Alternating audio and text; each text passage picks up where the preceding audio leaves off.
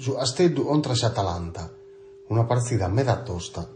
S'allenatore di Francesco est speranzoso per la partita di Ustumerie in sa Sardegna Arena. Tutti stiamo aspettando su Asteddu torna a vincere una partita in campionato. Sos 3 punti mancano da un mese di Sant'Andria. Oe, a sas 3 de Merie, gioca contro Atalanta, una delle squadre più forti che vi sono in Serie A. Arrivano a Asteddu per recuperare sos 3 punti. Di Francesco in sa conferenza a Nau.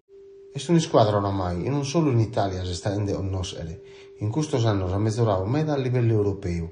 Tutti non lo stimere e lo sbatte in tutte le sorte che teniamo.